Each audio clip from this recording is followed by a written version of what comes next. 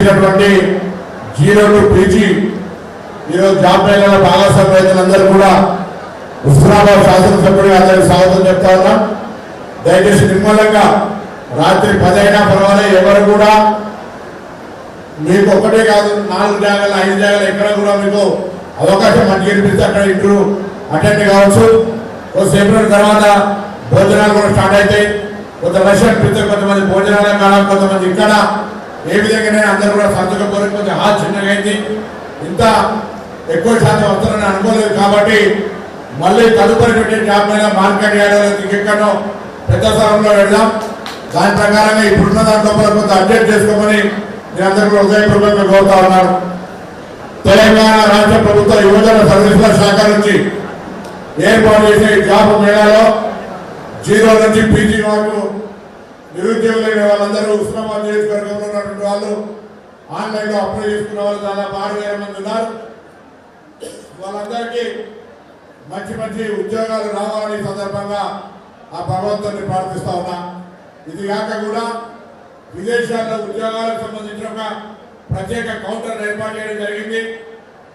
అనేకమైనటువంటి అవకాశాలు నర్సింగ్ చదువుకున్నటువంటి వాళ్ళు కావచ్చు, కన్స్ట్రక్షన్ సంబంధించి కావచ్చు, మెకానిక్స్ సంబంధించి కావచ్చు, అనేక రకాలుగా అక్కడ ఉద్యోగాలు 2 లక్షల ఉద్యోగ జీతం దొరికే విధంగా ఇండియన్ మనీ లోపల అవకాశాలు ఉన్నాయి. దాన్ని కూడా ఒకసారి ఇండియన్ అందరూ కూడా చూడండి.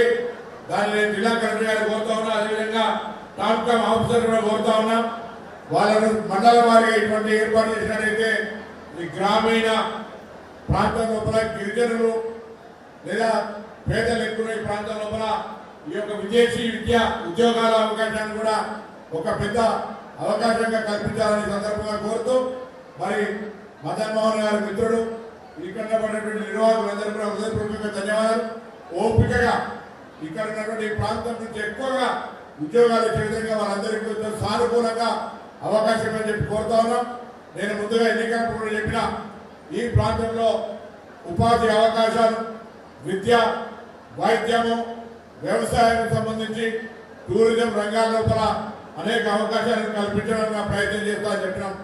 హుస్నాబాద్ మొదటిసారి ఈ యొక్క జాబ్ మేళా జరుగుతూ ఉంది. ఇందులో ఏదైనా లోటుపాట్లు ఉంటే భవిష్యత్తులో సరిదిద్దుకొని ప్రభుత్వం తరఫున మరింత పకడ్బందీగా జాబ్ మేళాలు మండల స్థాయి అవసరమైతే నిర్వహించి ఈ నియోజకవర్గం లోపల నిరుద్యోగ సమస్యను వీలైనంత వరకు తక్కువ చేసే విధంగా చేస్తాం. ఇది కాక వ్యక్తిగతంగా గ్రామీణ ప్రాంతాల్లో ఉండేటువంటి వాళ్ళు ఫిషరీస్ కావచ్చు, లేదా పౌల్ట్రీ కావచ్చు, లేదా యానిమల్ హస్బెండరీకి సంబంధించినటువంటి గొర్రెలు మేకల పెంపకానికి సంబంధించి కావచ్చు, పాల ఉత్పత్తికి సంబంధించి కూడా అనేక రకాల పథకాలతో అదొక ప్రత్యేక అవగాహన కార్యక్రమాలు కూడా ఏర్పాటు చేయాల్సిందిగా నేను ఈ సందర్భంగా జిల్లా కలెక్టర్ గారిని కోరుతా ఉన్నాను. రాబోయే కాలంలో గౌరవల్లి ప్రాజెక్టు పూర్తయి వ్యవసాయానికి పెద్ద కేంద్రంగా మరి ఈ ప్రాంతంలో టూరిజానికి కూడా అనేక అవకాశాలు ఉన్నాయి.